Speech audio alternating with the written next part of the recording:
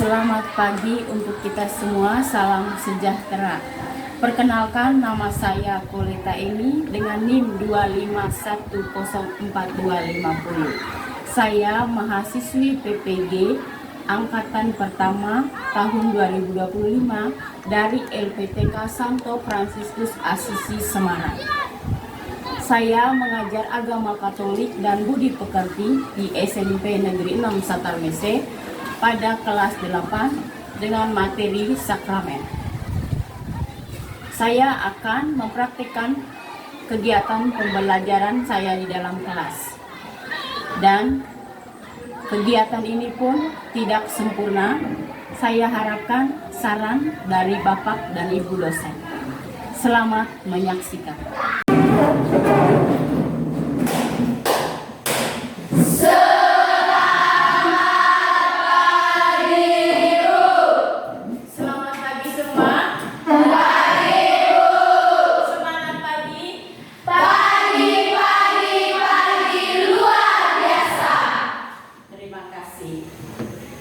Sebelum memulai pembelajaran kita pada pagi hari ini, saya mau minta satu orang untuk membawa kita dalam doa.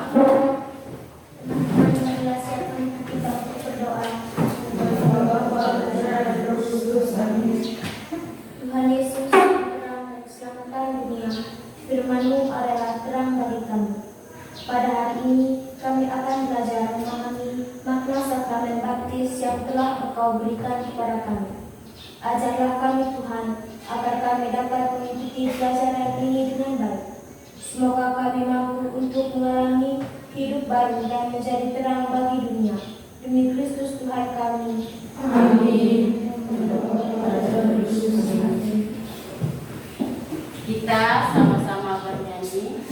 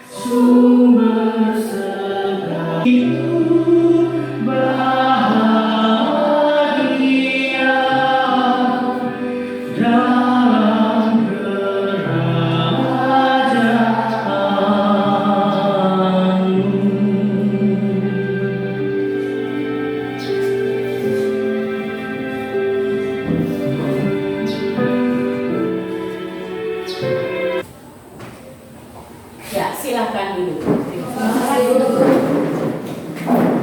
Hari ini ada semua?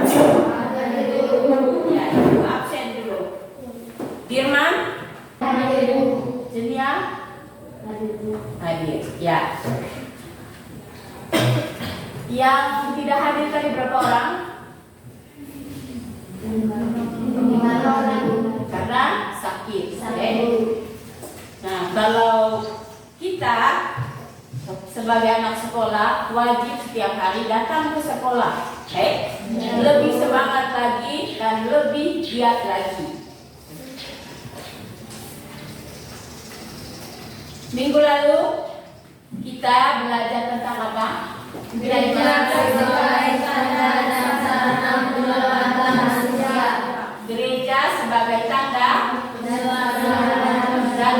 menyelamatkan manusia. Nah, gereja juga merupakan sarana penyelamatan Tuhan. Nah, oleh karena itu kita lihat pada hari ini kita belajar pada bab 8, yaitu sakramen gereja. Lalu kita masuk pada materi pokoknya, yaitu sakramen baptis. Tentulah kita semua di sini sudah dibaptis. Atau ada yang belum dibaptis? Sudah semua. Nah, apa itu baptis? Sakramen yang pertama kali kita terima. Sakramen baptis adalah Sakramen yang pertama kali kita terima. mungkin ada yang lain? Sakramen baptis itu apa? Ada yang lain? Novela? Lalu mengapa kita harus dibaptis? Supaya dibersihkan dari segala dosa. Supaya dibersihkan dari segala dosa. Bagus. Siapa lagi? Agar menjadi anggota gereja Katolik yang sah. Ya, supaya kita menjadi anggota gereja Katolik yang sah. Nah, anak-anak sekalian, pengertian sakramen baptis. Kata baptis berasal dari bahasa Yunani, yaitu baptise, yang berarti pembasuhan atau pencucian. Baptis diartikan sebagai membenamkan diri, membenamkan calon ke dalam air atau menuangkan air ke atas kepala sambil mengatakan, aku membaptis engkau atas nama Bapa, Putra, dan Roh Kudus. Tentulah kita semua pernah menyaksikan upacara pembaptisan. Ya. Adapun tujuan pembelajaran kita pada pagi hari ini, yang pertama adalah peserta didik mampu memahami makna dari sakramen baptis. Lalu yang kedua, peserta didik mampu menjelaskan tahap-tahap penerimaan sakramen baptis. Lalu yang ketiga, peserta didik mampu menjelaskan sarana-sarana yang diperlukan dalam sakramen baptis.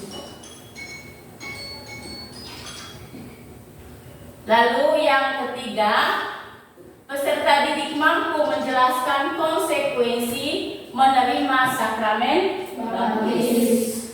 Lalu yang berikutnya, peserta didik mampu menjelaskan rahmat apa yang diperoleh dari sakramen baptis.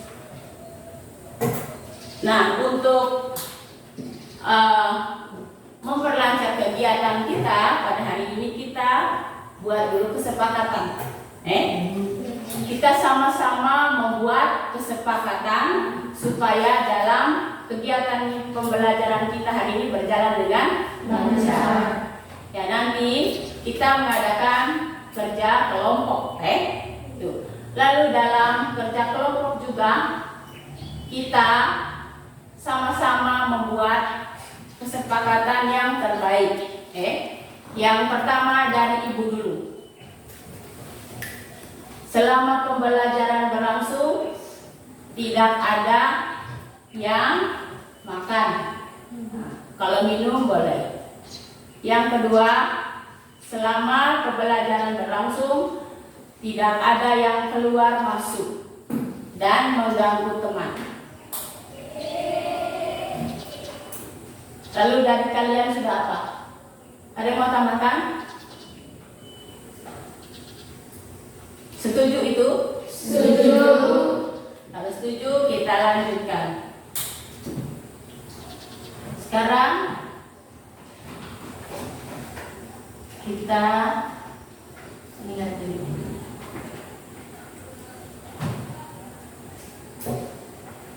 Di dalam ini ada macam-macam pembaptisan dalam gereja Katolik. Coba perhatikan dengan benar gambar di dalam.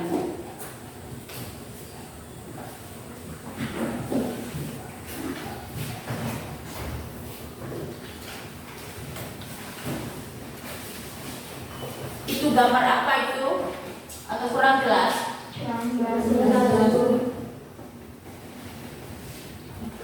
Gambar apa itu? Baptisan bayi. Lalu apa lagi? Baptisan dewasa.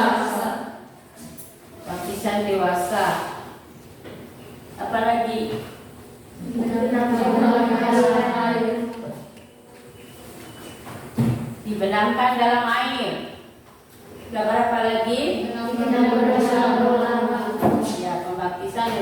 digunakan dalam sekolah. Ibu minta kalian masuk dalam kelompok.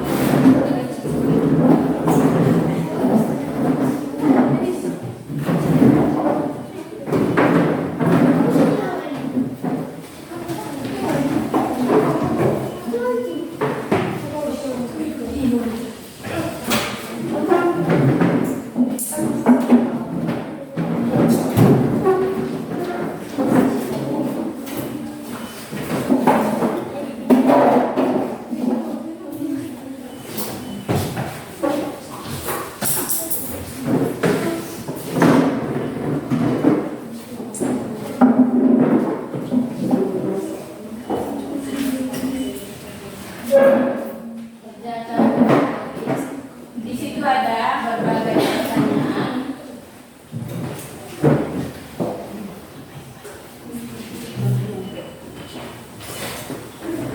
Apa berapa ini?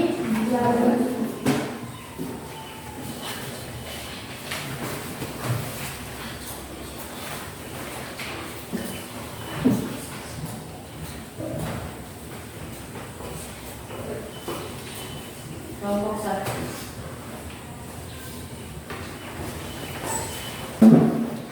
Silahkan kerjakan di lembar kerja. Di situ ada pertanyaan dan ada gambar seperti yang ditampilkan di layar.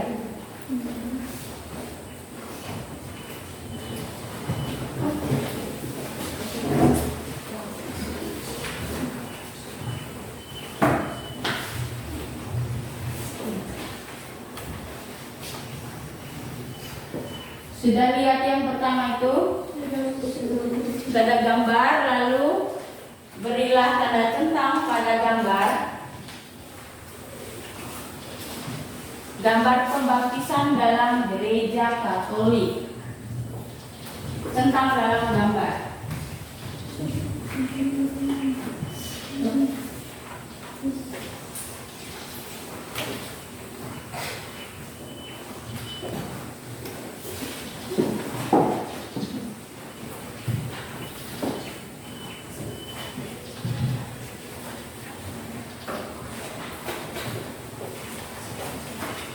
Dari macam-macam pembaptisan dalam gereja pada umumnya, manakah di situ yang merupakan pembaptisan dalam gereja Katolik? Harap tenang, diskusi dengan tertib.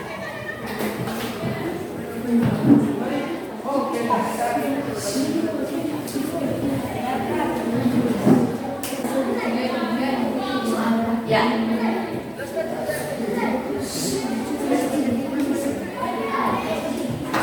Sekarang coba perhatikan.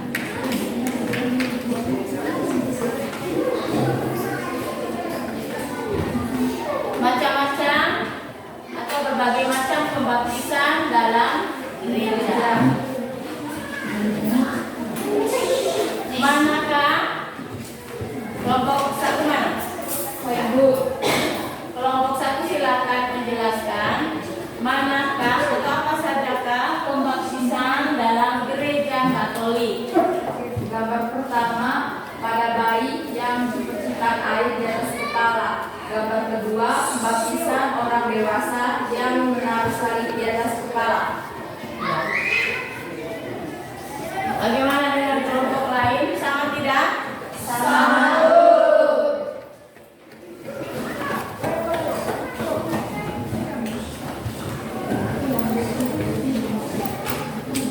Lalu berikutnya kelompok 2.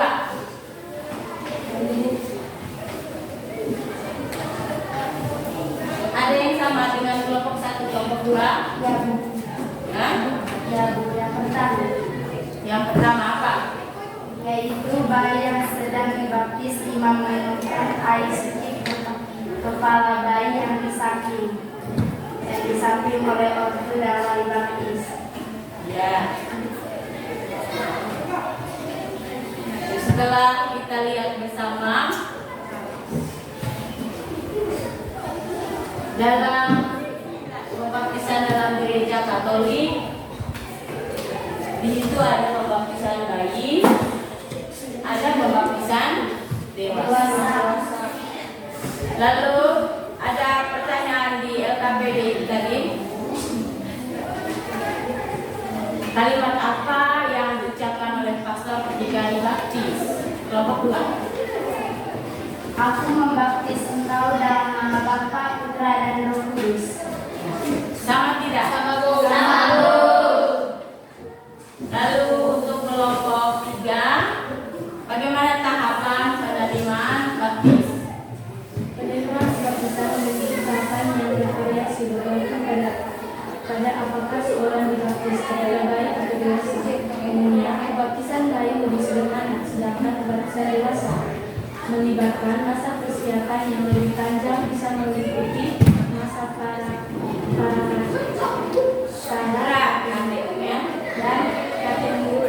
katekumenen dan kebenaran sakramen.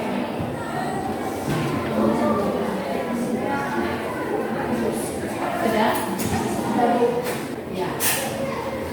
Ada berapa masa itu? 4. Nah, coba kita sama-sama melihat. Ya. Macam-macam pembaptisan dalam gereja. Dalam gereja itu ada yang ditenggelamkan dalam air atau baptis selang. Ada pula yang hanya dipercikan air di atas kepala atau dituangkan di dahi.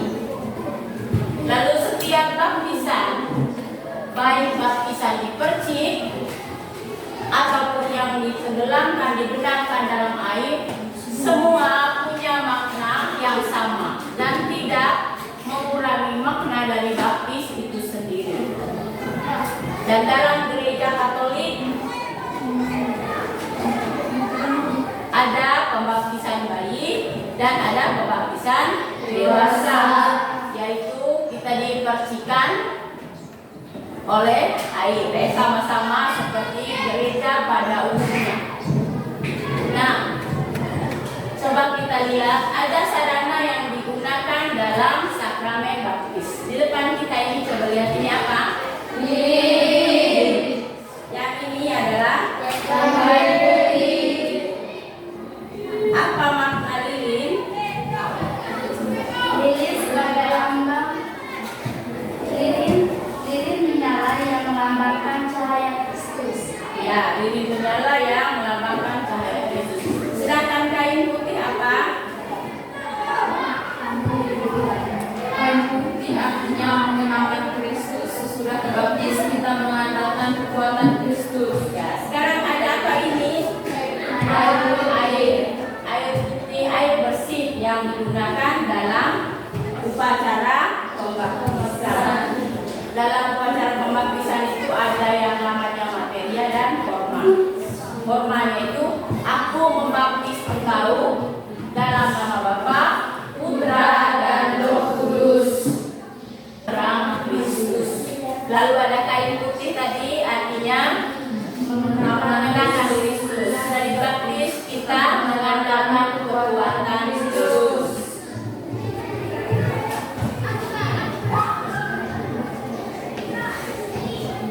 Lalu ada beberapa persyaratan untuk dibaptis dalam gereja Katolik.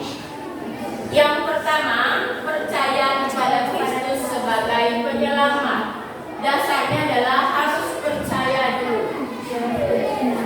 Lalu mengikuti pelajaran katekumen sekurang-kurangnya 1 tahun. Dengan apa dari tahapan-tahapannya? Coba, apa tahapannya Cinta? Ya, untuk lebih kita memahami lebih dalam, kita masuk pada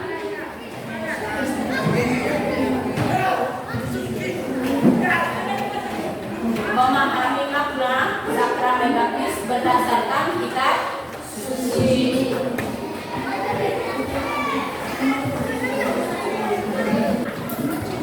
Ada bawa kitab suci? Ada.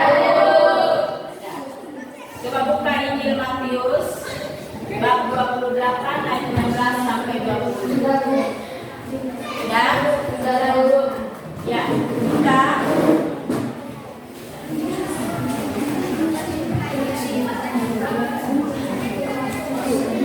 Seperti biasa kita baca bergantian ya.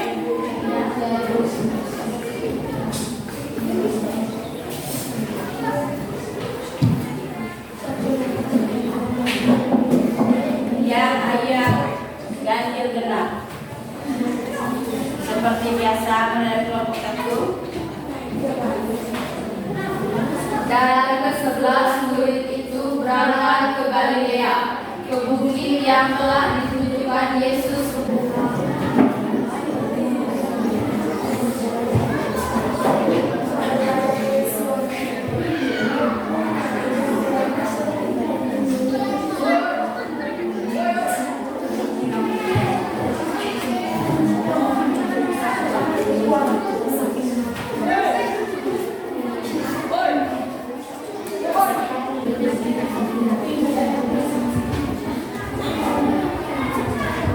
Sudah selesai? Sudah. Kalau begitu kita presentasikan dimulai dari kelompok berapa? 1. Pada kelompok 1 dipersilakan maju ke depan.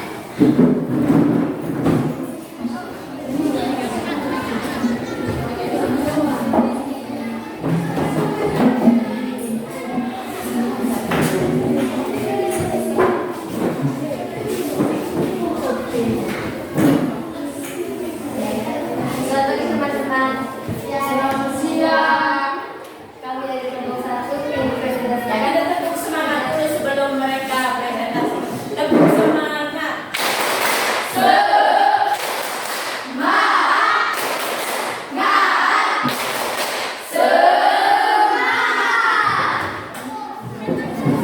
teman-teman. Siap. Ya, kami dari kelompok 1 ingin mempresentasikan atas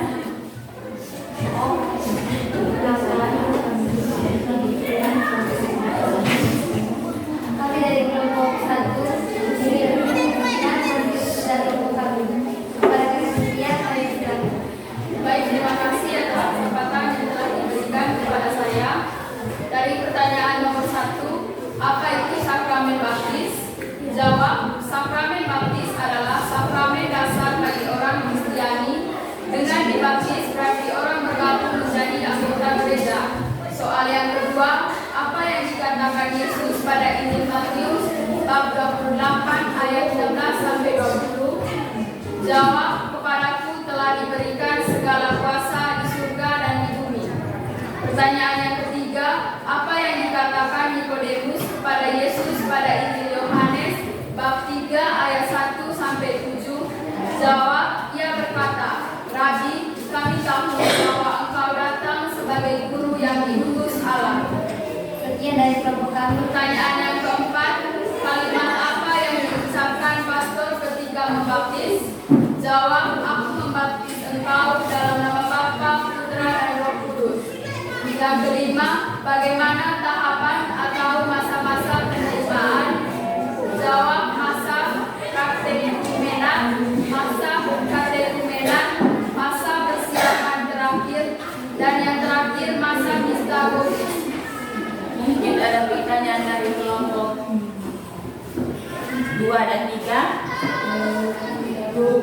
Nah, jelas? Jelas. Kita berikan tepuk tangan.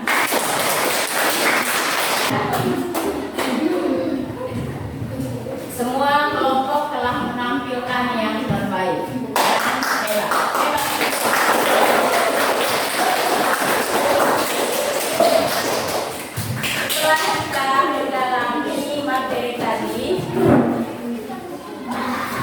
Dalam Injil Matius bab 28 ayat 16 sampai 20, lalu Injil Yohanes bab 3 ayat 1 sampai 7, lalu ada dari Kisah Para Rasul bab 2 ayat 37 sampai 47. Nah, gereja sebagai persekutuan juga mempunyai persyaratan bagi setiap orang untuk bergabung, yaitu syaratnya tadi apa? Harus percaya kepada Allah. Syaratnya. Lalu dalam Injil Matius tadi dikatakan bahwa sejak Pentakosta gereja melayani sakramen pembaptisan kepada setiap orang yang percaya kepada Kristus. Lalu seseorang yang ingin menjadi murid Yesus, dia harus memiliki syarat yang utama, yaitu percaya kepada Tuhan.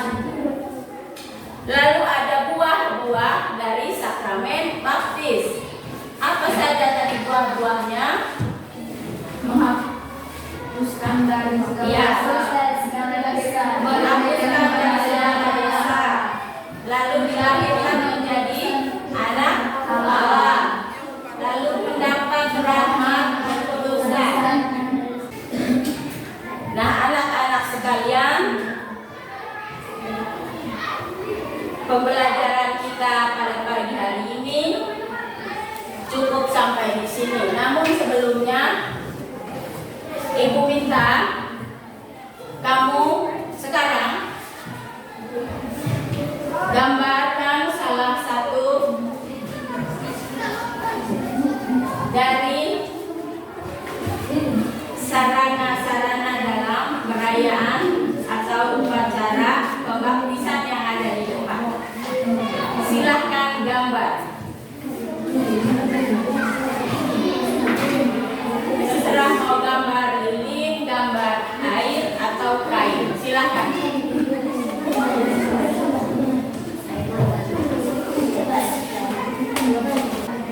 Lalu setelah digambarkan, di bawahnya juga ditulis apakah perilaku kita sungguh menampakkan kasih Kristus? Apakah perilaku kita sungguh menampakkan kasih Kristus? Ya, sudah?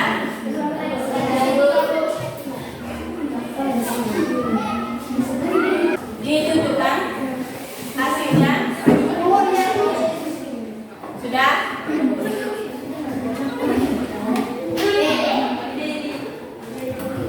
Untuk mengingatkan kita,